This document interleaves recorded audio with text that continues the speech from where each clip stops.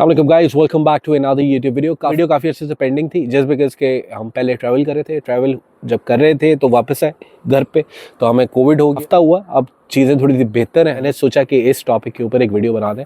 देखो यार, हम लोग हैं पाकिस्तानी और मसला ये कि हम लोग के बहुत नखरे हैं। बिकॉज मैं आपको बता देता हूँ, उसका भी एक रीज़न है। तो जब हम पाकिस्तान में रह रहे होते हैं तो ऑब्वियसली हमारे पास मेड्स होते हैं, ठीक है, ड्राइवर्स होते हैं कुछ लोगों के पास, कुछ लोगों के पास नहीं होते। बहरहाल मेड्स होती है ज़्यादातर लोगों के पास। अगर नहीं भी होती तो हमारे घर पे माएँ बहनें होती हैं बेचारी, वो हमारी खिदमत कर रही होती हैं। तो उसके बाद होता ही है कि हमारे लाइफ काफ़ी बेहतर होती है अल्हम्दुलिल्लाह। लेकिन जब हम यूरोप में आते हैं तो कल्चर शॉक लगता है, यहाँ पे सारे काम खुद करने पड़ते हैं, तो फिर मसले होते हैं। तो जिसकी वजह से हमें काफ़ी सारे प्रॉब्लम्स होती है। तो हमारी जो तबीयत है उसके अंदर ही नवाबियत है। हम लोग नवाब हमारे पास पैसे हो ना हो, लेकिन हम लोग एक नवाब लाइफ गुजारते हैं पाकिस्तान। तो जब हम यहाँ पे आते हैं तो हमें बहुत सी तकलीफ़ें होती हैं। सबसे पहले जो प्रॉब्लम आ रहा है वो पाकिस्तान से रेमिटेंस करने में आ रहा है। आप लोग पाकिस्तान में रहते हुए रेमिटेंस नहीं कर पाते, क्योंकि डी टाइप कैटेगरी, जो स्पेशली D2 कैटेगरी है, उसके अंदर मेन रिक्वायरमेंट ये होती है कि आपके पास 1 साल के खर्चे के पैसे होने चाहिए। तो 1 साल के पहले खर्चे के पैसे पिछले कुछ महीनों में कम थे, अब बढ़ गए। अभी करंट जो आपको पैसे वहाँ पे डिपॉजिट करने हैं, जब आपका बैंक अकाउंट पोर्चुगल में खुल जाएगा तो उसके अंदर 10,000 यूरो मेन एप्लीकेंट को चाहिए और तकरीबन 5,000 यूरो स्पाउस को चाहिए और 3,000 बच्चे को चाहिए। तो अगर if there is a family of 3 people तो उनको तकरीबन 18,000 यूरो वो पैसे चाहिए होता है। तो वो आपका जब बैंक अकाउंट खुलेगा उसके बाद ही आप वहाँ पे पोर्चुगल में ये पैसे रख सकते हैं। बात तो हो गई अकाउंट खोलने की, लेकिन अकाउंट खोलने से पहले आईडीज़ होना ज़रूरी है। तो सबसे पहले आपकी आईडीज़ खुलती हैं और उससे भी पहले आपको एक पावर ऑफ अटॉर्नी हमें देनी होती है और उसके बाद ही हम आगे का प्रोसेस करते हैं। बिकॉज हमारे लिए, हमारे पास जब भी आपके पास पावर ऑफ अटॉर्नी आती है and if you wish to proceed with us, तो हम वो आपकी कॉल रिकॉर्ड करते हैं। कंसल्टेंसी के अंदर फ्रॉड बहुत है, स्कैम्स बहुत हैं, तो उसी को हम कोशिश करके इस तरीके से कर रहे हैं कि यार कम से कम इस प्रोफेशन जितना गंदा हुआ है ना उसको बेहतर से बेहतर किया जा सके। And this is the reason that we do record every call जो भी आप हमसे बात कर रहे होते हैं। तो इस खास तौर पे इमिग्रेशन जो है वो बड़ा क्विक प्रोसेस है, ठीक है, बहुत क्विक है और इसके अंदर रिस्पॉन्सिबिलिटी बहुत ज़्यादा है। तो इसके अंदर एवरी थिंग इज़ रिकॉर्डेड। तो जब आप हमारे पास आते हैं तो हम आपकी कॉल रिकॉर्ड करते हैं और वो उसके नोट्स आपसे भी शेयर हो जाते हैं, वो नोट्स हमारे पास भी आ जाते हैं कि क्या हमने क्लेम्स किए हुए और क्या क्लेम्स आपने किए हुए, ताकि वो दोनों पार्टीज़ के पास वो रिकॉर्ड होना चाहिए। सो सबसे पहले आईडीज़ फॉर्म हो गई। आईडीज़ फॉर्म होने के बाद बैंक अकाउंट खोल लिया। बैंक अकाउंट खोलने में भी आजकल प्रॉब्लम आ रहे हैं, बिकॉज अगर आपके पास पाकिस्तानी पासपोर्ट है और पाकिस्तानी पासपोर्ट के बाद आपका जब अकाउंट खोलने के लिए जाता है तो उसकी कंप्लाइंस वाले बहुत पंगे करें आजकल पोर्चुगल में। तो you need to make sure आपके जो ड्यूरिंग द बैंक अकाउंट आपका खुलते हुए क्या प्रोसेस होना चाहिए, ये आपकी फिंगर टिप्स पे हो। आप जिसके साथ भी प्रोसीड करें उसको पहले ही पता हो कि आपको 10 से 15 दिन बाद किस डॉक्यूमेंट की ज़रूरत होगी। You need to make sure कि आपका प्रोसेस स्टार्ट जब आपका हो रहा है, जब आप किसी से कॉन्ट्रैक्ट साइन करें, तो वो उससे लेके आखिर पोर्चुगल पहुंचने तक आपका क्या खर्चा होना चाहिए, पूरे प्रोसेस में पोर्चुगल में आपका कितना खर्चा होगा। You need to make sure कि A to Z सारी चीज़ें कवर्ड होनी चाहिए ताकि आपको कोई सरप्राइज़ ना मिले। अक्सर इस पूरे प्रोसेस के अंदर सरप्राइजेस बहुत हैं, तो you need to make sure कि ये सरप्राइज़ आपको किसी किस्म का ना मिले। जब आपका बैंक अकाउंट खुल गया तो बैंक अकाउंट खुलने में तो तकरीबन हफ्ता 10 दिन लगते हैं। 3 दिन में भी खुल जाता है, 2 दिन में भी खुल जाता है, डिपेंडिंग। बट इसको कंप्लायंस की तरफ से वेरीफाई होते होते तकरीबन महीना लग जाता है। ये तो कैलकुलेशंस आपने ऐसे ही करनी है। कंपनी फॉर्मेशन आपने किस टाइप की कंपनी खोलनी है, ठीक है। जिस तरीके से मैं हूँ, मेरी कंपनी का नाम है AI Nexus। AI Nexus Italy में रजिस्टर्ड है। अब वो मुझे एक्सेस देती है पूरे यूरोप में कारोबार करने के लिए। मुझे कोई ऑफिस रखने की ज़रूरत नहीं है, बिकॉज मेरी कंपनी डिजिटल कंपनी है। तो ये यहाँ के कानून के हिसाब से खुली हुई है। जो लोग अक्सर मुझसे सवाल करते हैं ना, असल में आपको ऑफिस का है, मुझे ऑफिस खोलने की ज़रूरत नहीं है भाई।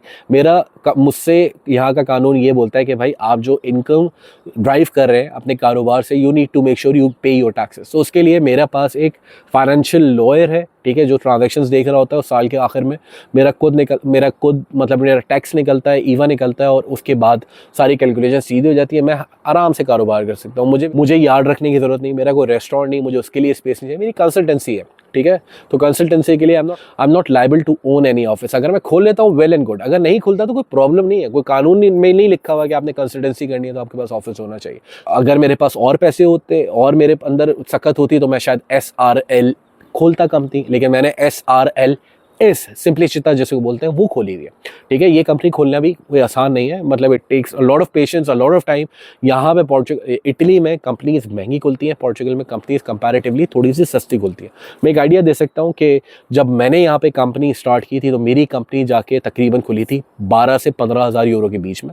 ओवनिंग a company in Portugal in Europe is not that easy, क्योंकि यहाँ पे जब आप कंपनी खोलते हैं तो एक हफ्ते के अंदर ही आपको लीगल अटॉर्नी का होना आपके लिए ज़रूरी है।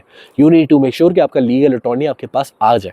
तो आपकी कंपनी खुल गई, कंपनी खुलने के बाद आपका लीगल अटॉर्नी आ गया, फिर उसके थ्रू आपने पेमेंट्स किस तरीके से करनी है, ग्रीन स्लिप्स कैसे लेनी है, आपने टैक्सेस किस तरह पे करने हैं, तो you need to make sure कि आप अपने कंसल्टेंट से ये सारी चीज़ें बेहतरीन तरीके से डिस्कस कर लें, ताकि आगे किसी किस्म का सरप्राइज ना मिले। हमें जो प्रॉब्लम्स आ रही है आजकल पाकिस्तान में रहते हुए डिफरेंट क्लाइंट्स के साथ, दुबई में कि पाकिस्तानी क्लाइंट्स के साथ कोई प्रॉब्लम नहीं है, आराम से they are able to transfer funds, अपने ही पोर्चुगल बैंक अकाउंट में वो पैसे ट्रांसफर कर रहे हैं, किसी किस्म का कोई प्रॉब्लम नहीं। मसला आता है आपके पास, आप पाकिस्तान से रेमिटेंस नहीं कर पाते, बच्चों को फीस पे करनी होती है, उसके ऊपर इतने सवाल। आप यूरो अकाउंट से अपने यूरो अकाउंट के अंदर पैसे ट्रांसफर कर रहे होंगे तो उसमें बहुत से सवाल किए जा रहे हैं, आपको आपके बैंक्स बहुत तंग करें। आई नो भाई आपका दुख समझता है, बिकॉज बीइंग अ बैंकर मुझे अंदाज़ा है कि ये आपको किस किस्म की तकलीफ से गुजार रहे हैं, तो but this is how it is. यहाँ पे डी टाइप रेजिडेंस कैटेगरी के अंदर अगर आप आ रहे हैं तो आप कोई भी किसी इलीगल चैनल के थ्रू आप पैसे नहीं भेज सकते, क्योंकि अगर आप भेजते हो तो वो one time debit block, one time transaction होता है, उसके अंदर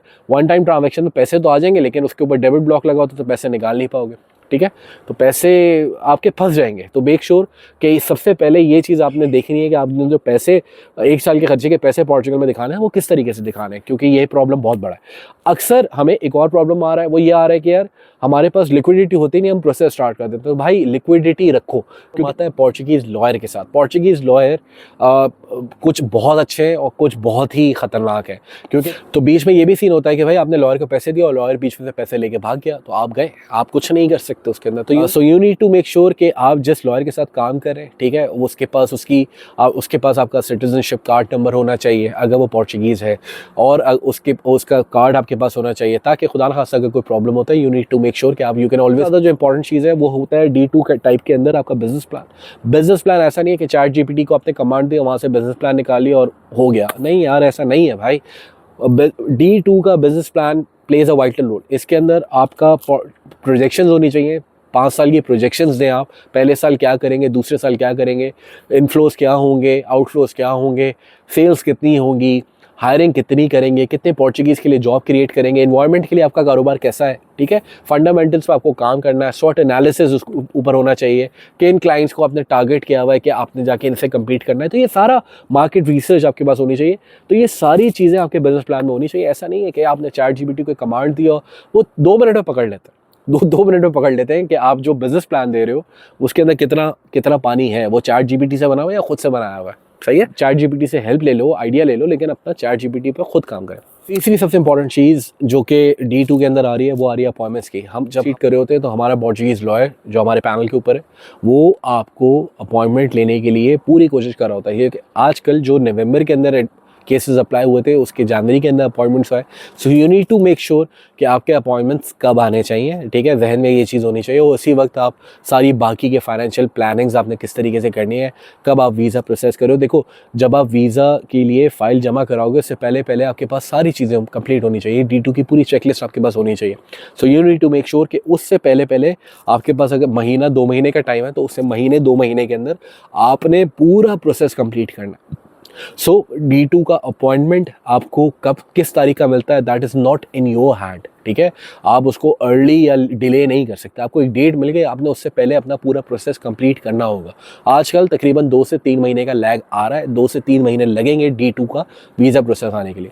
आप बात कर रहे थे D2 पे, मैं D7 और D8 पे एक छोटी सी बात करना चाह रहा हूँ कि D7 और D8 कैटेगरीज, जो कि D7 एक पैरेलल इनकम स्ट्रीम है, अगर आपकी वो है तो आप D7 के अंदर आ सकते हैं, तकरीबन 3,500 यूरो। अगर आपके पास पिछले साल 2 साल से वो आ रहे हैं, रेंट पे आ रहे हैं, शेयर्ड बेंचेस, पता नहीं जहाँ से भी पैरेलल इनकम अगर आपकी जनरेट हो रही है तो आप D7 कैटेगरी के अंदर आ सकते हो। सेम अमाउंट अगर आपकी 10 लाख रुपए तकरीबन एक ऑनलाइन इनकम सोर्स है आपकी, तो आप D8 कैटेगरी के अंदर भी आ सकते हो, ठीक है। उसके बाद D8 और D7 कैटेगरी के अंदर आजकल जो आपके वीज़ाज़ लग रहे हैं माशाल्लाह से, तो उसके अंदर आपकी डेट्स नहीं आ रही बायोमेट्रिक्स की, ठीक है। अब जब बायोमेट्रिक की डेट नहीं आएगी तो 90 दिन का वीज़ा का टाइम है, 90 दिन का आपको वीज़ा मिला या 120 दिन का मिला, तो आप 4 महीने के अंदर you need to make sure कि आप जब पोर्चुगल पहुंचते हैं तो 4 महीने के अंदर आपका 100% बायोमेट्रिक्स हो जाए। अगर वो नहीं होता you will need to come back and apply a new visa again. So ये बड़ा प्रॉब्लम है। फिलहाल ये D2 के अंदर तो नहीं है, लेकिन D7 और D8 के अंदर ये प्रॉब्लम आ रहा है। इसके अलावा एक इंपॉर्टेंट चीज़ कि आप लोग चाहते हो कि एक छोटी मोटी इन्वेस्टमेंट, देखो कुछ अमाउंट हर किसी के लिए, हर अमाउंट या तो छोटी है या बड़ी है, ठीक है, लेकिन उसकी अमाउंट है ना, उसके लिए ज़रूरी है। तो D2, D7, D8 ये रेजिडेंस टाइप वीज़ा है। ऐसा नहीं है कि यहाँ पे आप छोटी मोटी इन्वेस्टमेंट करके आप वापस पाकिस्तान जाके मूव कर जाओ। ये रेजिडेंस है, मतलब वहाँ पे आपने टाइम पीरियड गुजारना है, 14 महीने, 16 महीने, 18 महीने। ये D7, D2, D8 कैटेगरीज में आपने ये टाइम फ्रेम वहाँ पे निकालना है 2 साल के अंदर। अगर आप नहीं निकालोगे आपको अगले TRCs में प्रॉब्लम आएंगे। 5 साल बाद नेशनलिटी के अंदर सरप्राइज मिल जाएगा, बोलेंगे आपकी रेजिडेंस कम है, आपको 2 साल और गुजारने पड़ेंगे फालतू में। D7 अगर आप D type residence visa type पे आ रहे हो तो आपने वही अपना टाइम फ्रेम पूरा निकालना है। हाँ, अगर आपने रहना नहीं है ना पोर्चुगल में, 5 साल बाद पासपोर्ट अप्लाई करना है, तो फिर आपको गोल्डन टारगेट करना चाहिए, जिसके अंदर आप 2-2.5 लाख यूरोस की आप इन्वेस्टमेंट करते हो, फिर या तो आप डोनेशन देते हो या इन्वेस्टमेंट करते हो, उसके बाद प्रॉपर रेजिडेंस भी मिल जाती है और आपको 5 साल बाद पासपोर्ट भी मिल जाता है। लेकिन गोल्डन वीज़ा भी हम स्टार्ट करें, वी आर स्टिल वर्किंग। हम लोग इंशाल्लाह गोल्डन वीज़ा भी प्रॉपर अनाउंस करेंगे और उसके बाद हम लोग गोल्डन वीज़ा के केसेस एक्सेप्ट करना शुरू करेंगे। Want us to lead your case for Portugal, इंशाल्लाह विल डू इट। अपना ख्याल रखिएगा, मिलते हैं नेक्स्ट वीडियो। चाओ।